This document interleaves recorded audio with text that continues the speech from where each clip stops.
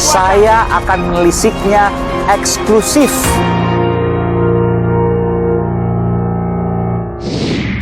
Saudara, apakah mural harus dihapus?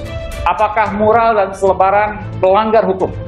Saya sudah ada bersama dengan dua praktisi hukum, satu dari politisi PD Perjuangan Henry Yosodiningrat, dan satu sosok lagi adalah aktivis hak asasi manusia Haris Azhar. Selamat sore, selamat petang, Bung Henry, Bang Haris, sehat selalu. Selamat berjumpa.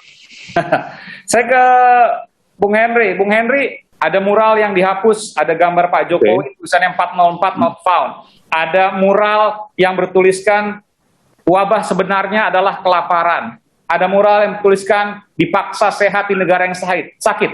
Itu sebaiknya semuanya dihapus. Anda setuju dengan itu? Saya melihat kenapa dihapus itu nanti kita diskusikan. Pertama, semua redaksional mengandung salah satu di antara dua hal ya. Ada yang sifatnya tendensius ya, yang bisa mengarah ke pasal 310, 311 KUHP. Kemudian ada juga yang sifatnya pencemaran nama baik, menyerang kehormatan ya, yang 310, 311 itu penghinaan fitnah ya. Fitnah. Nah, kemudian dari sisi lain ya, saya lihat ada yang sifatnya menghasut. Boleh nggak ada lebih jelaskan lebih lanjut, yang mana yang menyerang kehormatan, yang mana yang menghasut? Bahasa yang mana, dari mural itu atau selebaran?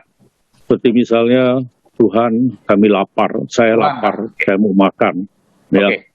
Itu menghasut? Nah, itu kan bisa menghasut rakyat lain, ya, seakan-akan bangsa ini sedang kelaparan, ya kan gitu. Kemudian yang bisa menyerang kehormatan, gambar orang yang seperti Jokowi, kemudian ada tulis 404 not found. Ya. Tidak ditemukan. Nah, itu artinya tidak jelas, nggak ditemukan gitu ya. Dipaksa sehat di negara yang sakit, itu masuk kemana? Ya itu termasuk menghasut, ya menghasut. Sehingga rakyat ini akan terhasut bahwa pemerintah ini gagal dalam banyak hal ya. Kemudian bahwa COVID-19 ini, pandemi ini, pemerintah tidak berhasil ya. Saya ingin Bung Haris Azhar, Anda setuju dengan apa yang disampaikan oleh Bung Henry? Saya nggak setuju, karena menurut saya itu bukan. Ada penghasutan, ada penyerangan kehormatan Pak Jokowi dan penghasutan bangsa ini soal hal-hal yang sifatnya bohong tadi. Pertama soal materinya dulu. Kalau materi ekspresinya menurut saya kebebasan berekspresi itu kan dijamin oleh itu hak konstitusional ya. Jadi sudah dijamin oleh konstitusi. Persoalan ini memang pasti ada irisan abu-abu subjektifnya. Tetapi kalau dilihat dari motifnya itu tidak ada motif yang menyerang kehormatan atau merugikan atau menyerang martabat dan membuat orang menjadi rugi.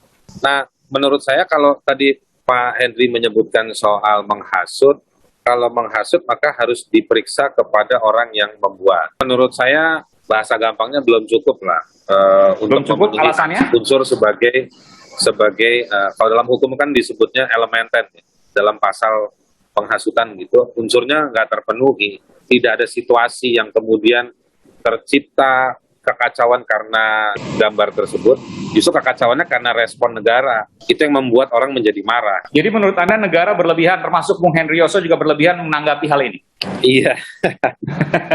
Silakan. Santai aja lah, nggak perlu dipolitisir gitu, saya pikir enggak, itu ekspresi wajar. Bung Henry, Anda dianggap berlebihan, negara juga berlebihan sebagian ya, karena ada pemerintah daerah, ada juga aparat daerah yang menghapus. Dan itu semua harusnya juga nggak ada proses hukumnya, karena bukan penghasutan, nggak ada yang kemudian tergerak karena itu bukan juga penyerangan kehormatan. Saya paham. Sebetulnya justru yang mempolitisir itu ada pihak-pihak tertentu yang menganggap bahwa perbuatan menghapus itu adalah perbuatan yang melanggar hak dari si pembuat. Nah, kemudian mempersoalkan di mana letak kewenangan aparat kepolisian ya. Kita harus ingat ya, dalam undang-undang tentang kepolisian ya, bahwa polisi itu bertugas bukan hanya represif, tapi melakukan tindakan-tindakan yang bersifat preventif ya. Preventif kenapa? Kenapa memang apa yang Anda bayangkan kalau seandainya itu tidak didiamkan saja? Ketika melihat gambar ya, pasti orang-orang yang dalam tanda kutip yang waras lah gitu ya, dia akan mempunyai satu kekhawatiran bahwa ini akan timbul gejolak. Kemudian dikatakan bahwa itu adalah memberangus demokrasi. Nah, demokrasi ini mempunyai hak orang untuk berekspresi dan sebagainya. Menyampaikan ekspresi atau permintaan atau keluhan atau permasalahan, itu kan ada salurannya. Dan semua itu pidana, Bung Henry. Tulisan-tulisan yang tadi menghasut dan menyerang kehormatan itu bisa berujung pada pidana. Kita lihat di pasal 310 KUHP ya.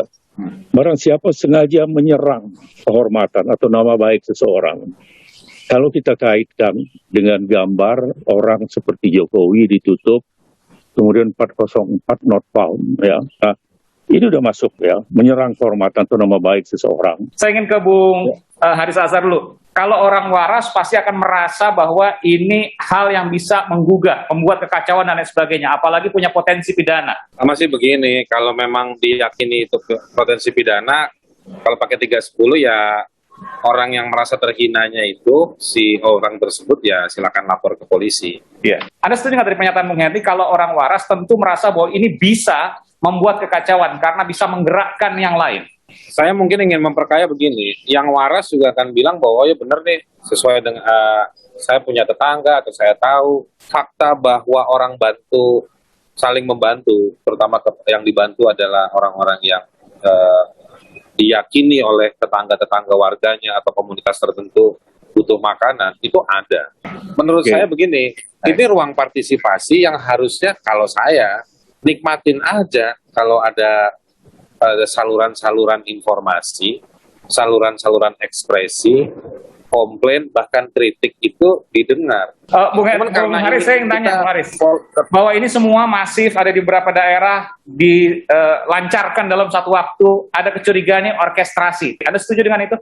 Saya nggak setuju, karena dalam dunia seni, teman-teman seni itu juga memang ada pembagian, ada seni patung, seni tari, ada seni grafiti, ada mural. Memang tempat kerjanya ke ruang-ruang publik, tembok, atau sarana-sarana yang bisa digambar. Soal materi, soal yang lapor, protes kepada presiden, yaitu di luar dari mural pun orang juga protes. Nah, jadi menurut saya, yang mengorkestrasi itu adalah situasi di mana pemerintah memiliki sejumlah kegagalan yang terjadi dalam satu kurun waktu bersamaan. Disitulah orang tiba-tiba protes yang kebetulan muncul bersamaan. Baik. Oke, saya ingin tanyakan tadi terakhir, Bung Henry, apakah ini semua ada author intelektualis, intellectual leader, tokoh utamanya yang bisa menggerakkan ini semua? Kebetulan ada beberapa yang sama memang bahasa. Saya melihat itu ada intellectual leader ya, atau ada orang apa ya istilah lain, the man behind the screen-nya gitu ya. Alasannya? Dan itu bukan, loh, pertama dengan bahasa, salah satu contoh bahasa yang saya sebutkan tadi, seperti misalnya 404 not found gitu ya. Kemudian untuk membuat itu dengan biaya yang besar loh. Katanya lapar, tapi lu bisa bikin tulisan dengan membiayai bikin tulisan seperti itu ya. Itu dalam dunia seni ada tren soal penggunaan catnya, warnanya, tren penggunaan bahasanya, itu nggak bisa dibilang sebagai seseorang dibalik sebuah dengan tuduhan kejahatan tadi. Itu saya tidak sepakat saya. Ada perbedaan pendapat, tentu hal yang biasa dalam demokrasi, tapi bagaimana kemudian diambil hikmahnya, diambil pesannya, tentu ini kembali lagi kepada publik. Terima kasih Bung Henry Yosodiningrat, politisi PD Perjuangan, dan Bung Haris Azhar, aktivis hak asasi manusia. Keduanya adalah praktisi hukum yang sudah malang melintang di dunia hukum. Terima kasih Bung Henry, terima kasih Bung Haris Azhar. Sehat selalu. Terima kasih Pak Henry. Terima kasih Pak Azhar.